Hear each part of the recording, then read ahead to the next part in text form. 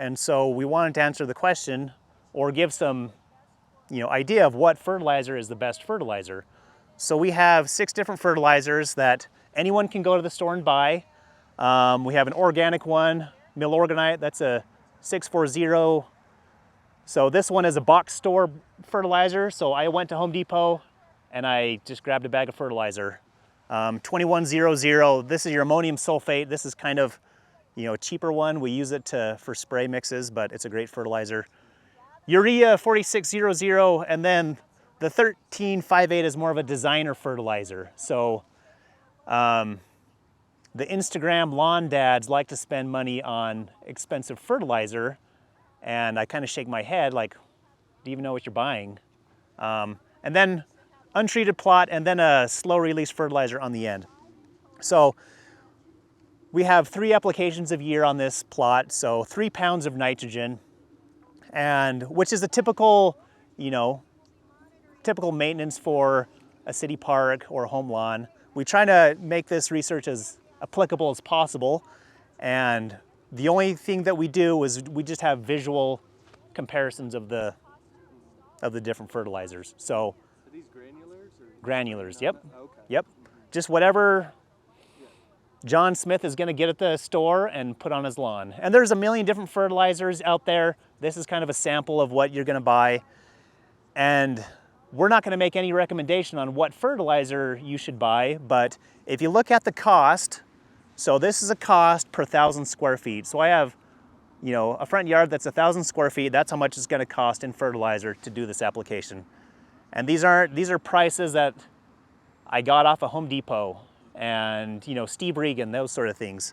So there's some flexibility there, but you look at the cost of a designer fertilizer that's $10 per 1,000 square feet versus the cheapest fertilizer, which is urea, and you wonder, well, why are we spending all this extra money on, a fancy label?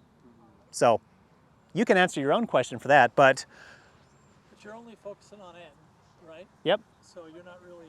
We're not testing for root density? No, we're not looking at root density. We're not looking at canopy height, because we found that no one cares if I got 400 grams of clippings off of this plot.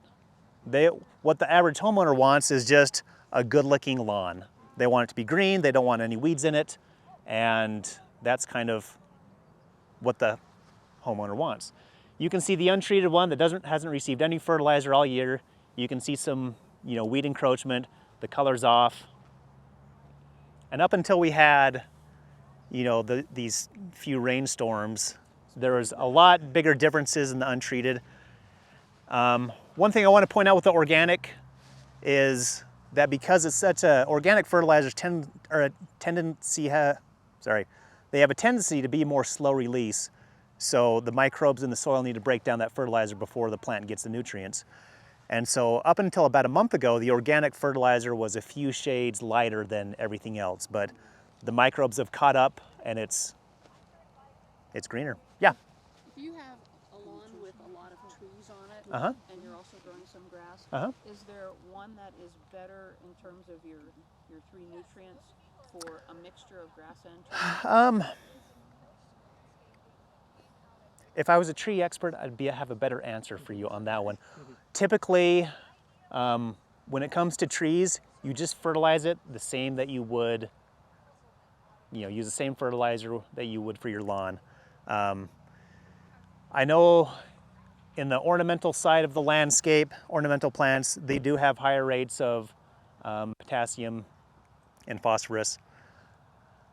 So if those are deficient, if you have a tree that's deficient in those, maybe you'd want to supplement that. Right. So.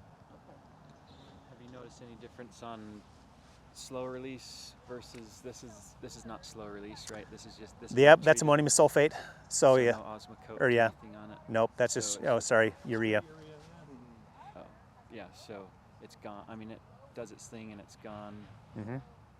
Well, so the last application was the first part of June.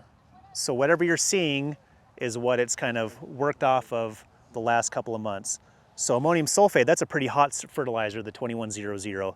So typically you see a huge flash in growth and then it tapers off. But in terms of color, like it's, you know, it looks fine. And these were all mowed yesterday. So, you know, typically for our research, we use the 50% slow release just because we like to kind of keep, you know, an even, you know, growth. But, you know, I've applied all the fertilizers you can think of on this, you know, in bulk, and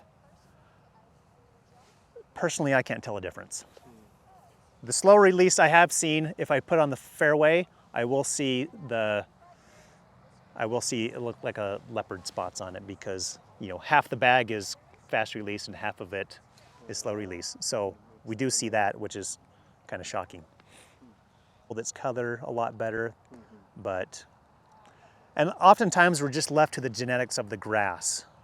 So some grasses are just darker green than others. I don't think, you know, I'd say this is an average color for darkness, but when you talk, well, Paul probably showed you like all the different ones, yeah. So you can't change the genetics. You can add some iron and turn it black, but that's just going to mow off and you're going to be left with what the plant is. Now, But for a homeowner, do you recommend soil sampling and trying to figure out amounts and just go visually? Most of it's visual. We can do it. You can do a soil test, but you're not going to get a good nitrogen value on your soil test because nitrogen is so mobile that We don't even recommend it on a routine test. yeah. So I would say, I mean, You need it anyway, so you use it.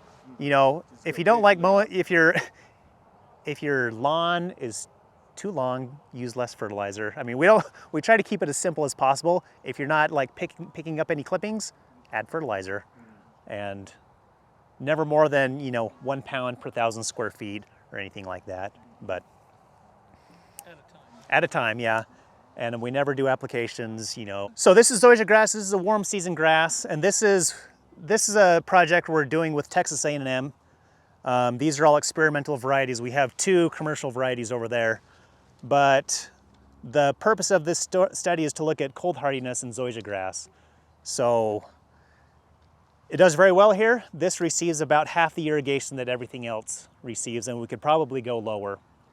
But this is, you know, something that we could use as an alternative. It wouldn't be, if you need a grass that greens up in May, this isn't the grass. We have about 5 months of vigorous growth from this, or, you know, good green color.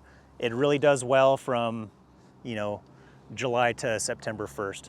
So this is something I'm hoping we'll see more and more of. I planted some in my yard at my house. It's great for microclimates, but for Utah, it needs constant snow cover in the winter just to kind of survive through. When BYU has this, they can't get it to survive. But What was the name of the grass? zoysia, Z-O-Y-S-I-A. So your neighbor's lawn's going to be nice and green in the spring and fall. And No, my neighborhood is garbage when it comes to lawn. I had like they just let their lawn die. But yeah, it will. Their weeds will green up in the springtime, and my zoysia will wait until. They're weeds. Yeah. Appreciate that.